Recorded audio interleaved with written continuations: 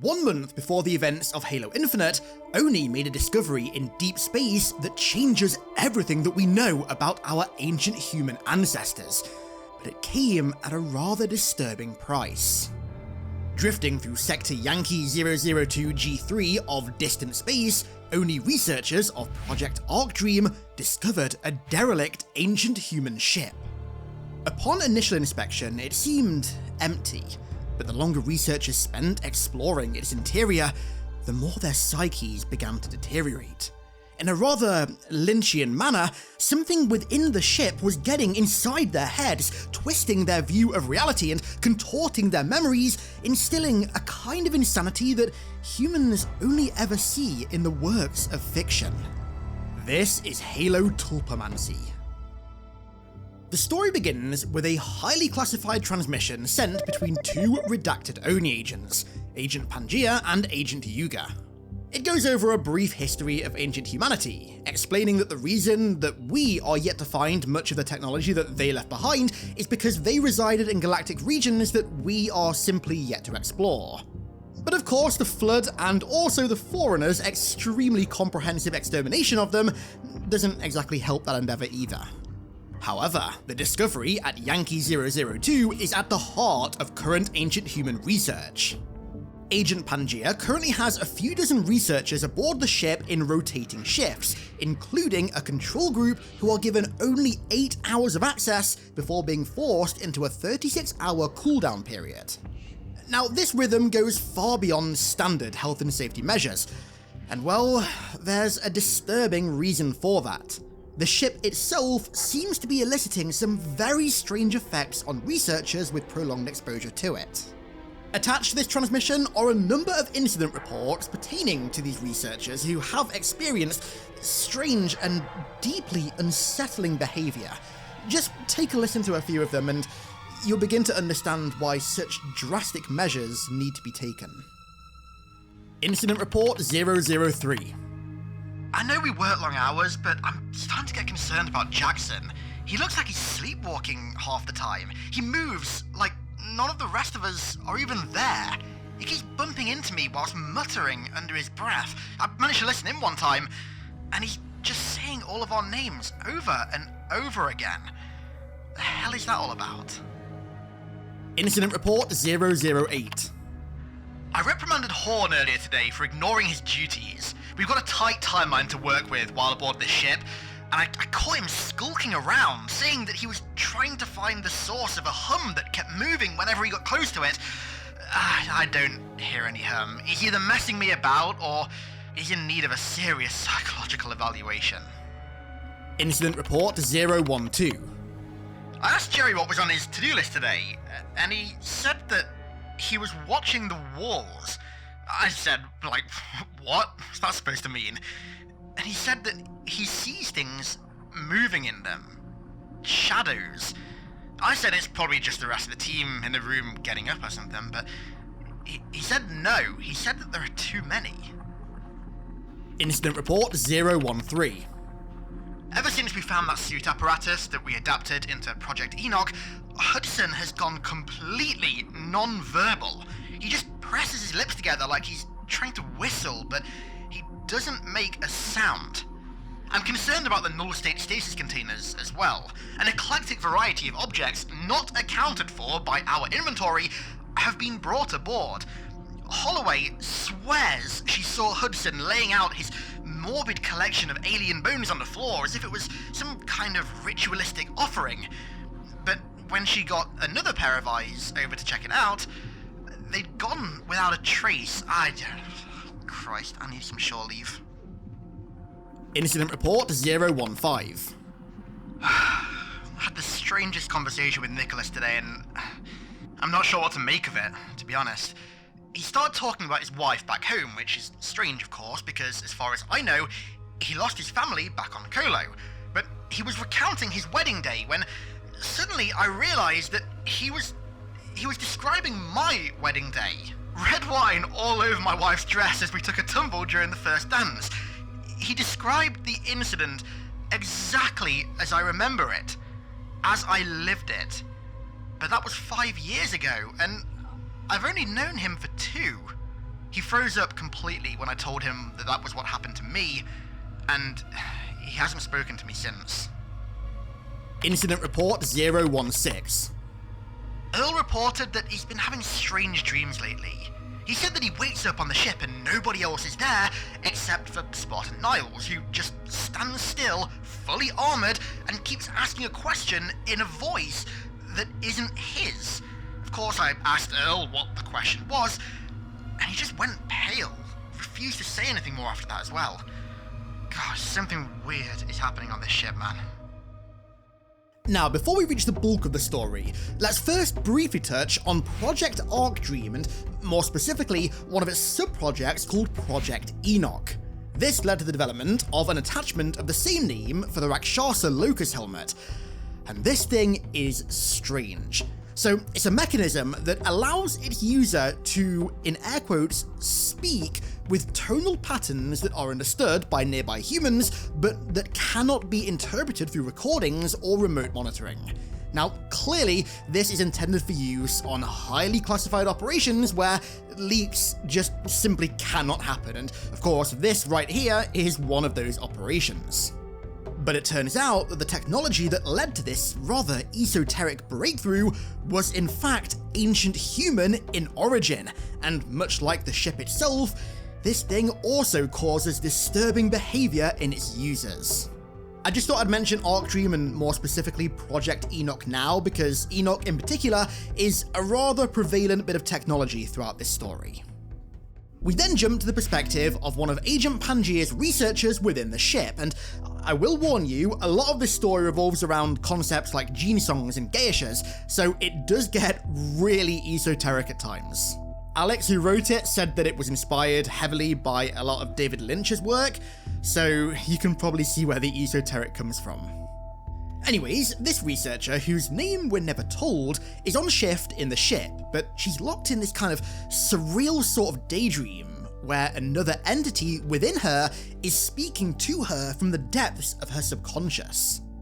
When the siren blares to signify that her shift is over, the entity within her doesn't want her to leave, so she finds a hiding place and waits until she has the ship to herself. And she does. She then emerges and heads toward a region of the ship that is yet to be explored. It's said that the ship itself is over 6 kilometers in length and also seems to contain some kind of ancient lockdown measure that has prevented certain doors from being opened. But as she approaches one such door, she starts to feel the entity stirring in her mind, who reveals that she has things to show her. Old, forgotten, long buried, and longer lost things. Things that, although they didn't happen on this precise ship, must be revealed to her here. As she stands before a sealed bulkhead door, she closes her eyes and frees her mind, and suddenly she becomes aware of the Enoch device raising to her mouth. It wasn't creating ordinary words, but rather whistles and clicks that, despite them being so strange, bursted through to her perfectly translated, as sweet as music.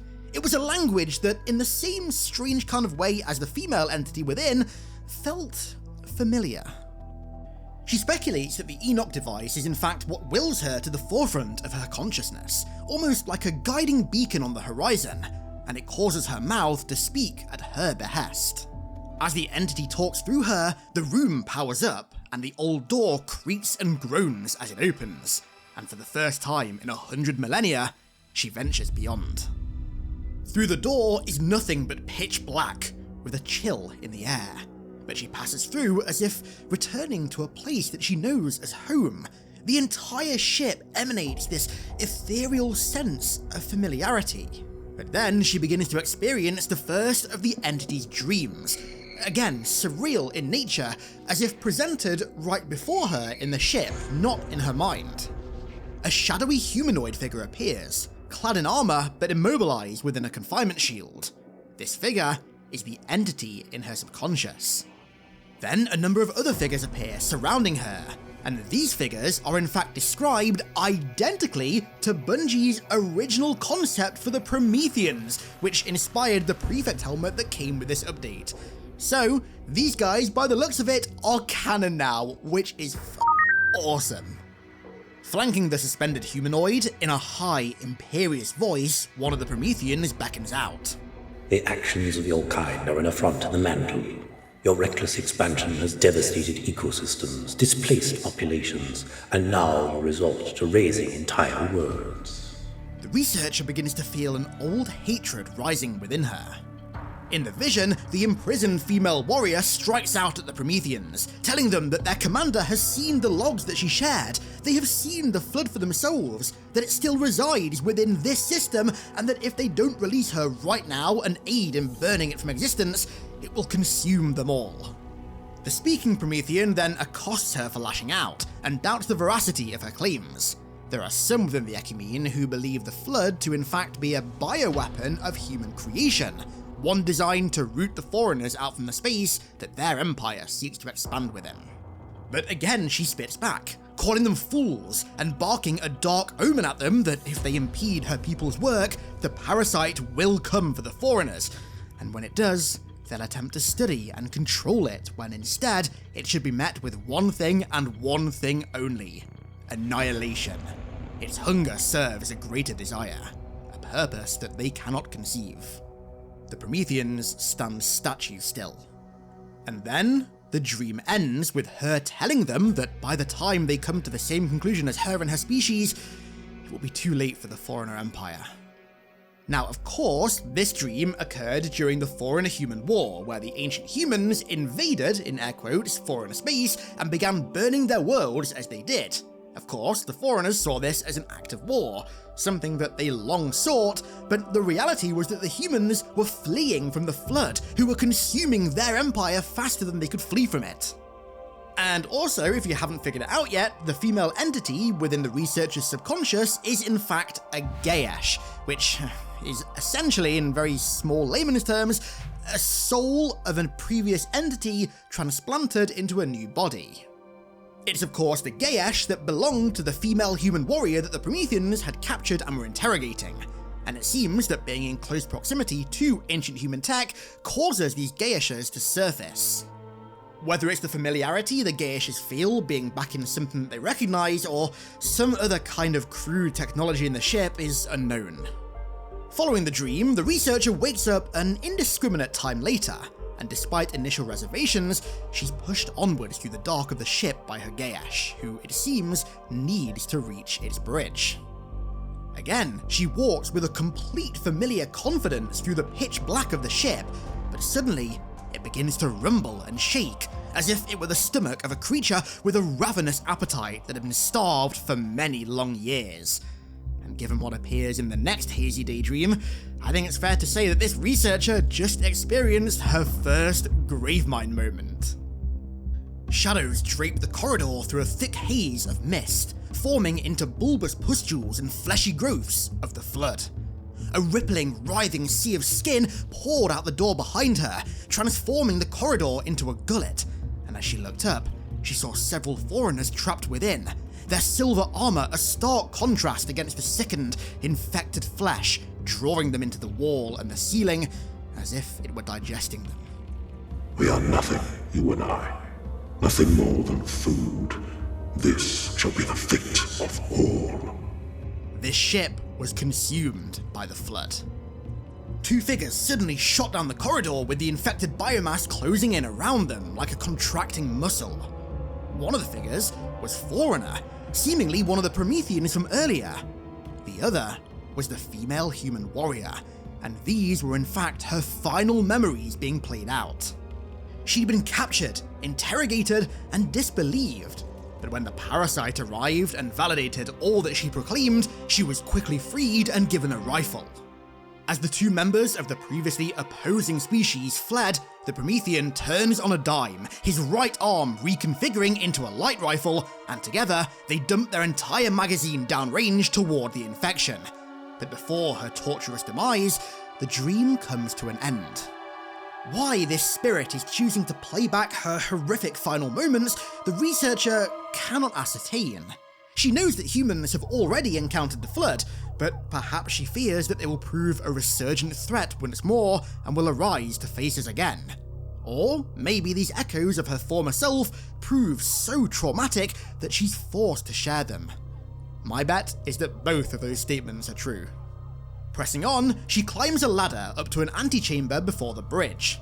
The ladder itself is steeped in an equal darkness to the corridors, but still, she climbs until she runs out of energy. But to will her on, the Yesch agrees to keep no more secrets from her, and the next dream begins. This one is far more metaphorical.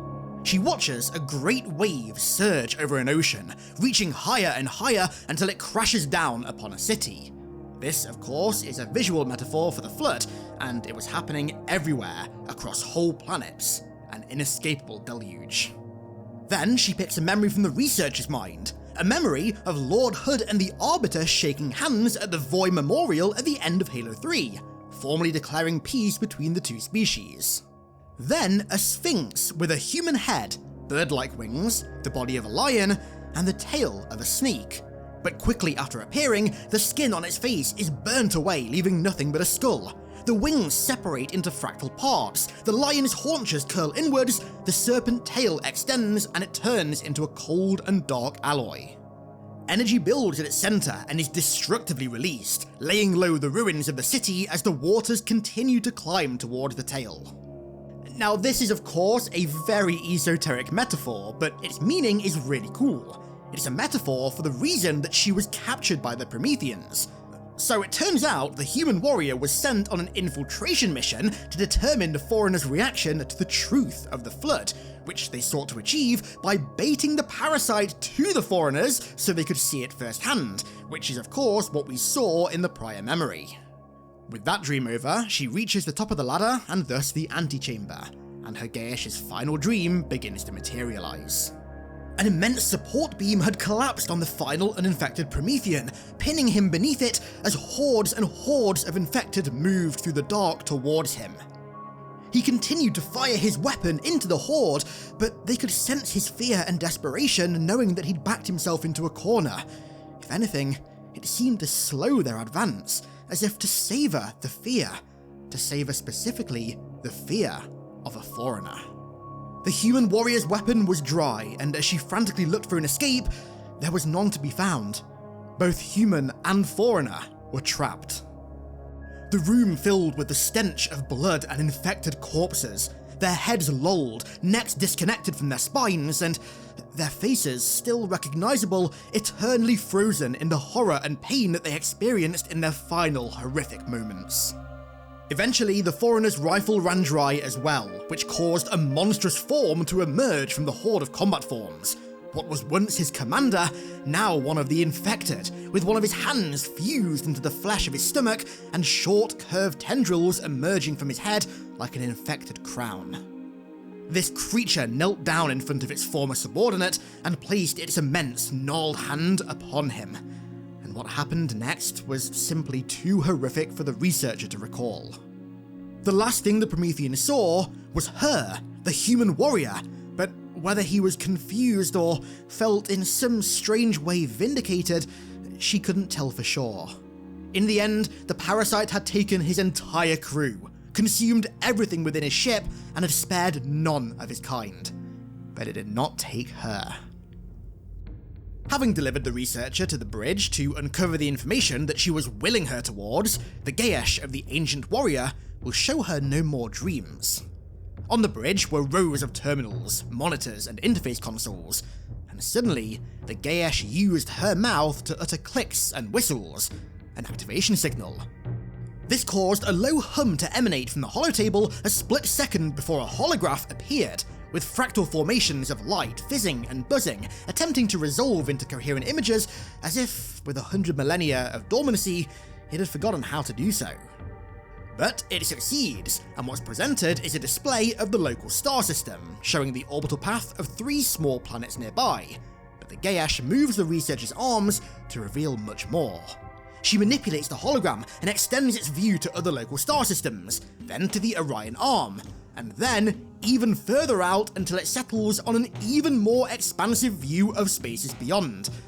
And that's when the Yesch's true secret is revealed.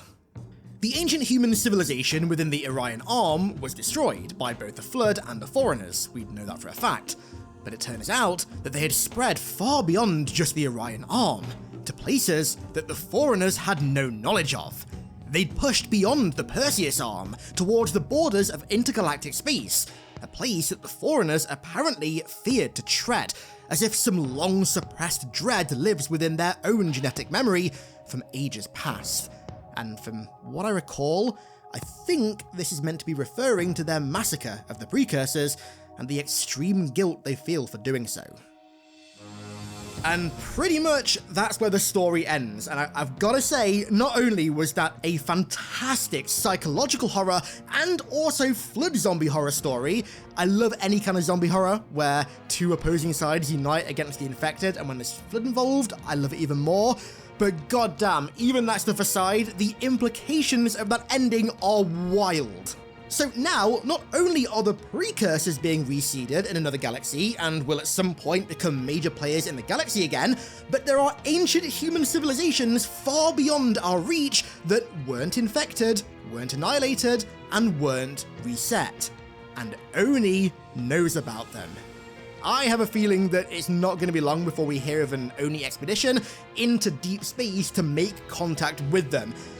Goddamn, I really hope that if they do return, they tie their return in with the return of the Flood somehow, because, dude, the thought of fighting alongside our ancestors, who were wiped out in part by the parasite, against a modern outbreak, so both of us can get revenge for what they did to our shared ancestors, is just awesome. That is a story that is begging to be told. So, what did you guys think of Halo Tulpamancy? Personally, I loved it. That is my favourite Waypoint Chronicle, hands down, so far. Major props to Alex for writing it. My man, you killed it. I really want more stuff like this in the future. Leave your thoughts down below in the comments on the story, and also the implications of that ending. And with that said, I'm going to round this one out there. I want to give a massive thank you to all of my amazing patrons for the continued support over there as per usual. Thank you all so much, and thank you all so much for watching. I really do appreciate it. Catch you all in the next one.